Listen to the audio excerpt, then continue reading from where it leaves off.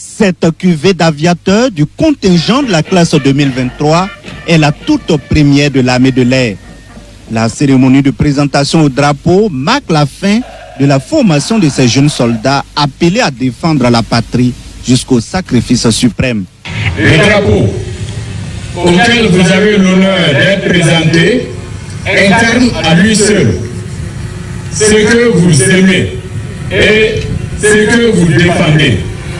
C'est le patrimoine de sueur et de sang que nous ont légué nos ancêtres.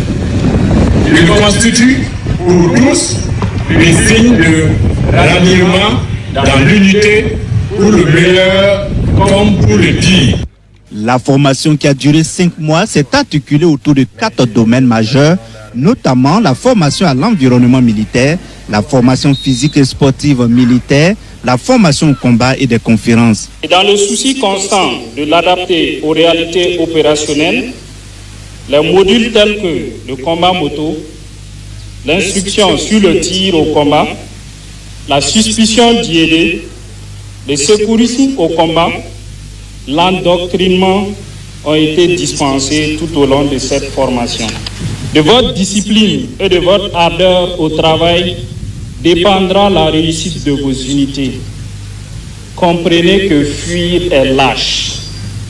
Abandonner n'est pas envisageable. Tenir est un devoir.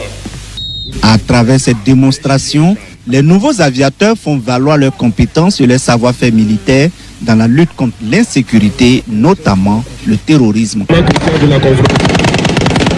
Pour le chef d'état-major de l'armée de l'air, les objectifs fixés pour la formation de ces jeunes soldats est atteint.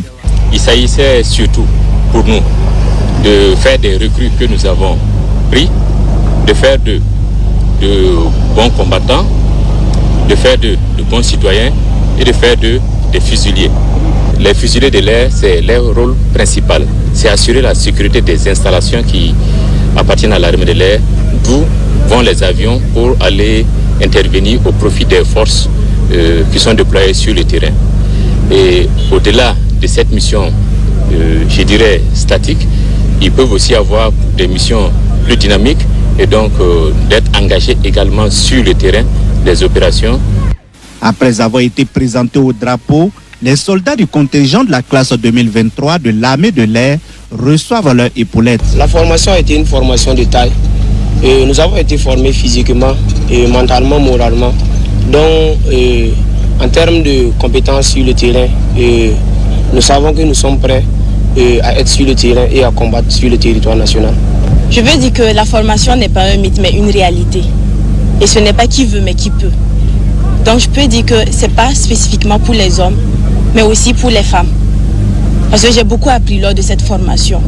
Et je peux dire que parmi les meilleurs, il y a aussi des filles. Donc je peux dire que sur le terrain, il peut y avoir des femmes.